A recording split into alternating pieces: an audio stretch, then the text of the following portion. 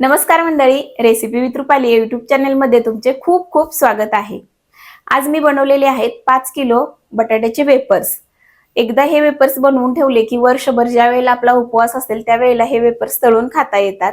पण बऱ्याचदा काय होतं, वेफर्स काळे पडतात किंवा वेफर्स दिसताना जरी पांढरे शुभ्र दिसत असले तर तळल्यानंतर ते लालसर होतात। तर या सर्व गोष्टी होऊ नयेत यासाठी या व्हिडिओमध्ये मी खूप काही टिप्स सांगितलेले आहेत। त्या टिप्स वापरून जर तुम्ही हे बटाट्याचे वेफर्स केले तर तुमचे सुद्धा बटाट्याचे वेफर्स अगदी परफेक्ट होतील। त्यामुळे व्हिडिओ स्किप न करता शेवटपर्यंत पहा। चला तर मग वेळ न घालवता पटकन रेसिपीला सुरुवात करूया। या ठिकाणी वेफर्स करण्यासाठी मी 5 किलो बटाटे घेतलेले आहेत। बटाटे कठीण बघून घ्यायचे, मऊ बटाटे अजिबात घ्यायचे नाहीत आणि मोठे बटाटे घ्यायचे, म्हणजे त्याचे वेफर्स मोठे छान पडतात, उन्हात घालायला देखील सोपं जातं। सुरुवातीला या बटाट्यांची साल काढून घ्यायचे। व्हिडिओमध्ये दाखवल्याप्रमाणे तुम्ही बटाट्याची साल काढून घेऊ शकता आणि साल काढून झाल्यानंतर लगेच बटाटे पाण्यामध्ये घालायचे, नाहीतर काळे पडू शकतात किंवा लालसर पडतात। त्यामुळे साल काढून झाली की लगेच बटाटे पाण्यामध्ये टाकायचे।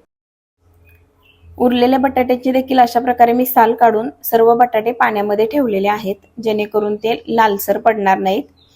सर्व बटाट्यांची साल काढून झाल्यानंतर आता त्याचे वेफर्स पाडायचे। त्यासाठी माझ्याकडे अशा प्रकारचा स्लायसर आहे, यावरती मी बटाट्याचे वेफर्स पाडून घेते। आता जास्त जाडसर नाही किंवा एकदम पातळ नाही, मध्यम अशा प्रकारचे हे वेफर्स पाडायचे आहेत। तुम्ही पाहू शकता या ठिकाणी मी हे वेफर्स पाडलेले आहेत। अगदी मध्यम असे हे वेफर्स पाडलेले आहेत, जास्त जाड नाही किंवा एकदम पातळ नाही। जाड केले तर ते खाताना व्यवस्थित लागत नाहीत, कठीण लागतात, जरा कडक होतात, आणि एकदम पातळ केले तर तेलामध्ये टाकल्यानंतर लगेच करपतात। वेफर्स पाडून झाल्यानंतर ते सुद्धा लगेच पाण्यामध्ये ठेवायचे, नाहीतर ते लालसर होऊ शकतात। आणि सर्व वेफर्स पाडून झाल्यानंतर 5 ते 6 वेळा स्वच्छ पाण्याने धुवून घ्यायचं। अगदी व्हिडिओमध्ये दाखवल्याप्रमाणे हे वेफर्स धुवून घ्यायचे। वेफर्स धुत असताना तुम्ही भांड असं तिरकं करून त्यातलं पाणी ओतून काढू शकता, पण तसं अजिबात करायचं नाही, कारण त्याच्यातलं स्टार्च जे आहे ते पूर्ण खाली राहतं। यासाठी मी ज्या पद्धतीने हे वेफर्स धुवून घेतलेत सेम त्याच पद्धतीने तुम्ही देखील हे वेफर्स धुवून घ्यायचे। एका भांड्यातून दुसऱ्या भांड्यामध्ये अशा हाताने उचलूनच वेफर्स दुसऱ्या भांड्यामध्ये ठेवायचे। जर तुम्ही असं भांड तिरकं करून फक्त पाणी निथळून काढलं तर त्याच्यातलं स्टार्च जे आहे ते खाली तळाला तसंच राहतं। त्यामुळे व्यवस्थित असं हाताने हलवून स्वच्छ पाणी जोपर्यंत निघत नाही तोपर्यंत हे वेफर्स धुवून घ्यायचे। पहा, मी अजून एकदा हे वेफर्स दुसऱ्या भांड्यामध्ये स्वच्छ पाण्यामध्ये ठेवते। जर याच्यामध्ये स्टार्च राहिलं तर वेफर्स तळल्यानंतर लालसर पडू शकतात, यासाठी ही काळजी महत्त्वाची घ्यायची आहे। अशा प्रकारे हे वेफर्स धुवून घ्यायचे स्वच्छ, आणि शक्यतो हे आदल्या दिवशी रात्रीच ही पूर्वतयारी सगळी करून ठेवायची। हे वेफर्स स्वच्छ धुवून झाल्यानंतर रात्रभर असेच पाण्यामध्ये ठेवायचे। त्यामध्ये छोटासा तुरटीचा खडा टाकायचा, जेणेकरून वेफर्स एकदम पांढरे शुभ्र होतील।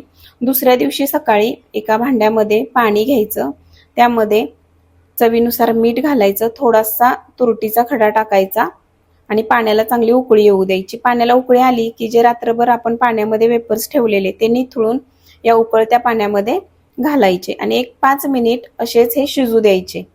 वेफर्स शिजलेत की नाही ते कसे ओळखायचे ते देखील मी पुढे सांगणार आहे। आता एक 5 मिनिटानंतर एक वेफर्स असा झाऱ्यावरती घ्यायचा आणि पाहू शकता तुम्ही एकदम ट्रान्सपरंट झालेला आहे, खाली अगदी माझी बोटे देखील व्यवस्थित दिसत आहेत आणि हाताने तोडल्यानंतर अगदी सहजरित्या त्याचे 2 तुकडे होत आहेत, म्हणजे हे वेफर्स व्यवस्थित शिजलेले आहेत। जास्त ओव्हरकुक देखील करायचे नाहीत, नाहीतर त्याचे तुकडे पडतात, आहे असे अख्खे वेफर्स राहत नाहीत। पहा, अजून एक वेफर्स मी तुम्हाला तोडून दाखवते। पहा, अगदी सहजरित्या तुटला जातोय, म्हणजे व्यवस्थित शिजलेला आहे।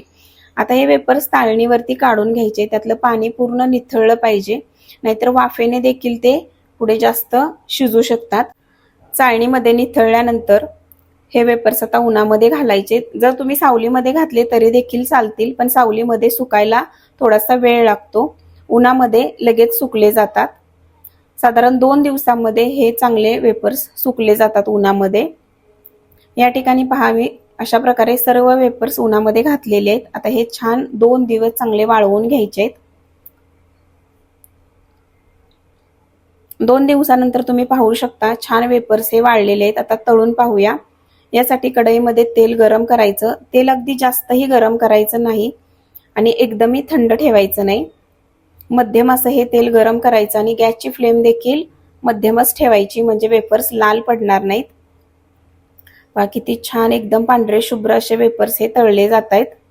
या व्हिडिओमध्ये सांगितलेल्या सगळ्या टिप्स तुम्ही फॉलो करून हे वेफर्स जर केले तर अजिबात वेफर्स तुमचे लाल पडणार नाहीत किंवा काळपट देखील पडणार नाहीत. अगदी वर्षभर आहे असे वेफर्स पांढरे शुभ्र राहतात. वेफर्स तळताना जर तेल जास्त गरम झालं असेल तर मात्र ते लालसर होऊ शकतात. तेवढी तळताना फक्त काळजी घ्यायची. पाहू शकता एकदम कुरकुरीत असे हे वेफर्स तयार झालेले आहेत. तयार आहेत उपवासाचे कुरकुरीत असे बटाटा वेफर्स.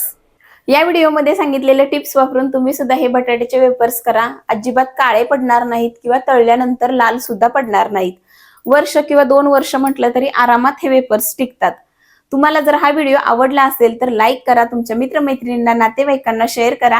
रेसिपी कशी वाटली कमेंट करून नक्की सांगा. अशाच नवनवीन रेसिपी पाहण्यासाठी जर चॅनेलला सबस्क्राईब केलं नसेल तर रेसिपी विथ रुपाली या युट्यूब चॅनेलला पटकन सबस्क्राईब करा. त्याचबरोबर बेल आयकॉन प्रेस करा, म्हणजे नवीन व्हिडिओचे नोटिफिकेशन सर्वात अगोदर तुम्हाला मिळतील. पुन्हा भेटू अशाच एका नवीन रेसिपी सोबत. तोपर्यंत धन्यवाद.